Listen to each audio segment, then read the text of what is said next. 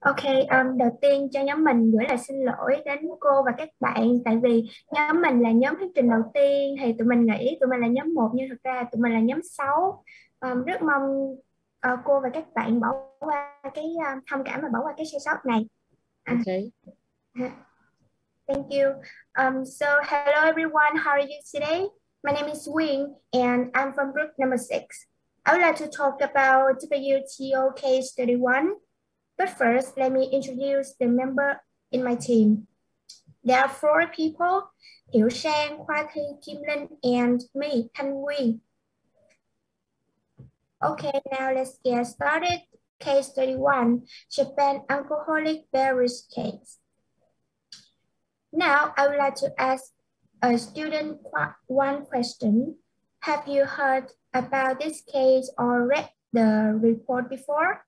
And what do you think? I would like to invite Thảo Linh.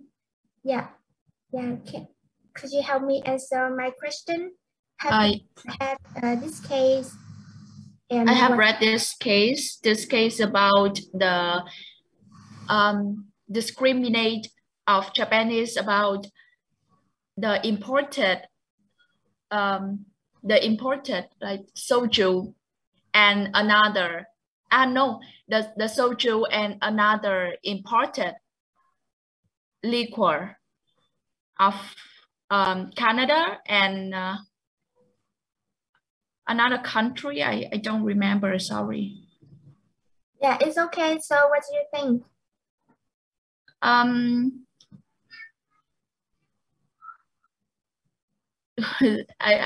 What I think, it's just a case about the like product, and the fault is Japan discriminate those liquor, and they have a different task for those like product.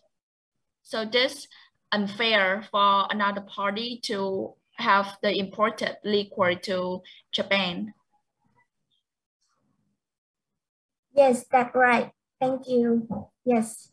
So yeah, the presentation has 3 main contents. The first one summarize the case, discuss some issues, and compare to Vietnamese law. And I'm in charge of part 1. So first of all, let me summarize the case based on the parties, the background, and the arguments. So next. The parties to the case complainant were Canada, European communities, and United States. And the respondents were Japan. So to make sure that you guys can follow the presentation, our group divides the background of the case into 7 parts. Short name of the case, agreement, establishment of panel, adoption, product and issue, measure at issue, and the last one is the summary of the case. Okay, so what is the case?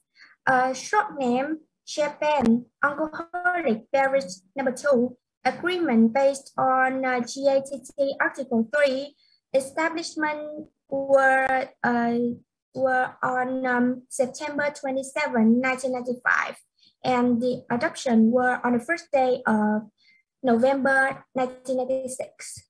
So the duration of the case was about 1 year. How about the product? I would like to invite one student, Huỳnh Nga. Do you know the name of the product on the screen? Well, I don't drink much, but I know soju, whiskey, brandy, rum, and gin. I don't know gin, never. Yep. Yeah, we have a gin, Geneva. I don't know what this kind of stuff pronounced because it's a kind of cocktail from Netherlands. from Hà Lan. Yeah. Okay. Rum. We also have rum, whiskey, brandy, and domestic soju. So why Canada, the EU, and the US sued Japan? Because although Japanese law created an internal tax structure that applied to all alcohols at varied rates, soju was taxed lower than other imported products. So to simply put, the mentioned kind of alcohols like rum, whiskey, and brandy were imposed a higher tax than soju, like whiskey, rum, brandy, and this is soju. Okay, so as a result, EU, Canada, and the US sued Japan in June and July 1995. Accordingly, they said that under the Japanese tax system, in their opinion, soju had a lower tax than whiskey, cognac, and wine spirits. So now let's move on to the arguments of each party. Let's begin with Japan. At the panel court, EU, Canada, and the US said that alcohol's products exported to Japan have been discriminated, and soju had a lower tax than whiskey, cognac, and wine spirits. But Japan, they argued that they did not violate the Article 3 of the GATT, and even not for the purpose of product protection. What else? Japan said that spirits, whiskey, and brandy were not light products.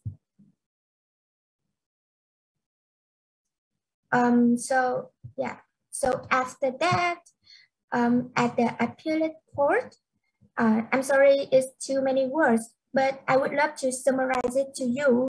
So basically, at the appellate court, Japan was against the final conclusions by the panel court based on the first sentence of Article 3, Section 2, so as to afford protection of domestic production. However, the US, EU, and Canada supported the panel's overall conclusions. You can see on the slide, the US supported the panel's conclusions. So EU were also supported the overall conclusions, and so did the Canada. Yeah, so did Canada. So now move on to the next part. Discuss the following issue, which belongs to Kim Linh. Hi everyone.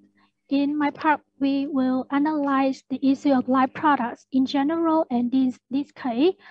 And in the next, we will answer the question: had Japanese measures been against to the anti-principle? And the last, we will summarize the AP report regarding to the above mentioned issue. So let's get started with the question number 1. What is light product in general and in this issue? First of all, I would like to talk about the definition of light product in general. So in the previous lesson, the teacher showed me and you the definition of light product. So anybody can help me to give a definition of light products and where you find it. So Thảo, please, can you help me? Are you here? Yes. Yeah. So how do you think about light product? I think light product don't have the definition, just based on some criteria to define something that is have the like product. That means we we define something that is like products based on the characteristic of that product, the productions, and the means of use. It means the user want to use them, how to use them, the purpose to use it. Yeah. Thank you. I think so. Yes, and I have researched before. There is no official definition of live product, but in the trial practice, the panel court or the arbitrator will look at the 4 main criteria. As I told you, the physical character of products, the next is the end use of products, the third is the consumer preference, and the last is the tariff classification. So I will analyze that in a simple way. The first one is the physical character of products. So as you know, we have solid, liquid, and gas. Or maybe the panel court will look at the component like the ingredient in this product. And the number 2 is the end use product. That means the main purpose of this product. For example, like you buy it for eating, cleaning, or drinking. And the number 3 is the consumer preference. For example, like you went to the supermarket and you look at the instant noodle. In this case, both of you and the supermarket imply that all of the instant noodle in here is the same category because they have the same physical characteristic and the same end use, right? And the last is the number 4 is the tariff classifications. I mean, they have the same HS code which were issued by the World Customs Organization. So after look at the 4 characteristics, you will have the answer for the question, what is live products? But in the panel code, sometimes they say that the live products were not necessarily identical in all respects. And why they say that? I will answer in the next part. So we will apply the definition of live product in this case. First of all, we will look at the product are considered in this case. The first one is the vodka, liqueur, gin, rum, whiskey, and brandy, which were generated in the European Union, United States, and Canada, and then they import into Japan. And in the other hand, it is soju, which is generated in Japan and considered as domestic, like direct domestic products. So, first of all, we will look at the case of vodka and soju. So, the first one, they have the same physical character or same physical property because they were usually used for drunk in the dilute form. Despite they have the difference in alcohol content, but it were not considered as a major difference. So the next is the end user product. So why the Japanese buy vodka and soju for any purpose? Thị Long, please.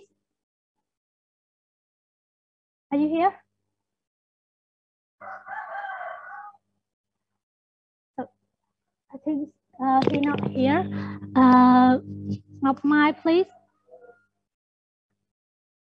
Do you think vodka and soju used for what? Can you hear me? Sorry, my internet connection is not really good. Okay, so I will answer by myself. By the way, the vodka and soju in general used for drink, right? And then number 3 is the consumer preference. So vodka and soju are considered at the same category is the alcoholic beverage. And the last is the tariff classifications. These two products have been grouped and classified under the same tax line with the same HS code, and also the taxes at the same tax rate at the time of negotiation. So in conclusion, the panel court concludes that two products, soju and vodka, are the light products. So in terms of the remaining other kind of products like gin, Geneva, rum, whiskey, and brandy products, because they are not considered as the light product because they have the they will mix it with the additive that make the alcohol content or composition of these products different, but they are considered as the direct competitive or the substitutable product. And why? Because the panel court expressed that the concept of light product should be understood in a narrow way through look at the substitutable capacity and the competition relationship. The panel codes are based on the survey of customer. The customer consider these products as have the competition relationship. And moreover, if they come to the store to buy brandy or whiskey, but these are not available, they willing to buy soju instead. So the next question is, has the Japanese taxation measure violated the anti-principle, and how? First of all, we look at what is the anti-principle. So, now please, can you read out loud this article? This Article 3.1 of AGTT, am I correct? Yes. Please. All right. The contracting parties recognize that internal taxes and other internal charges and laws, regulations, and requirements affecting the internal sale, offering for sale, purchase, transportation, distribution, or use of products, and internal quantitative regulations requiring the mixture, processing, or use of products in specified amounts or proportions should not be applied to imported or domestic products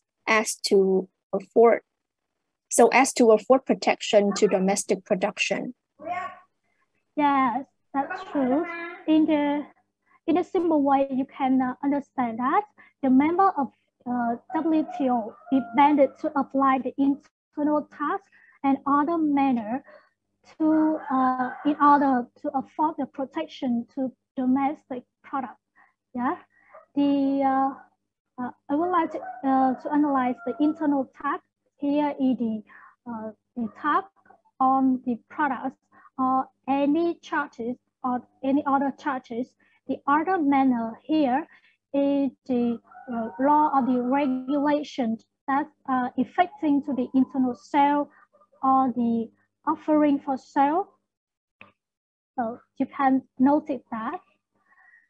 And next, in the case of Japan, according to the Article 3, Section 2, with the first sentence, the product of territorial of any contracting party imported into the territory of any other contracting party shall not be subject directly or indirectly to the internal taxes or the other internal charge of any kind in excess of those applied directly or indirectly to the light domestic product. So in the first sentence, said that the WTO member has the obligation to tax a higher tax on the imported product. in compare with the domestic product. But based on the Japanese liquor tax law, the vodka is taxed higher than the soju. In the detail, the vodka is taxed with nearly 10,000 yen per an alcohol, while soju is taxed just over 6,000 yen per an alcohol. So as you can see, the soju and the vodka in the last we determined that is the light product, but in this case, Japan is tax a higher tax on the vodka. So surely that this literature tax law of Japan is violated in the anti-principle, right? And in the sentence 2 of Article 3, Section 1, Section 2, they said that, moreover, no contracting party shall otherwise apply internal taxes or other internal charges to imported or domestic products in a manner contrary to the principle set forth in paragraph 1. So back to paragraph 1. The other manner here is the law or the regulations and the requirement affecting to the internal sale, offering for sale, purchase, transportation, distribution, or use of product. So what Japan do? They still have another tax rate on these products like brandy, rum, gins, and also because they suppose that these products have a higher alcoholic content, so they need to have a higher tax. So the panel court decide that the discrimination taxation of Japan in order to protect the internal products, because soju and whiskey, brandy, gin are considered as the directly competitive or the substitutable products. So you get it? So in the next part of the Ms. Shang will summarize of the AP report. Okay, thank you, Lynn. So let's move on to the last section. So in my turn, I will provide you with an overall ideas of the AP report and also refer to Vietnamese law that can be related to this case. Okay, so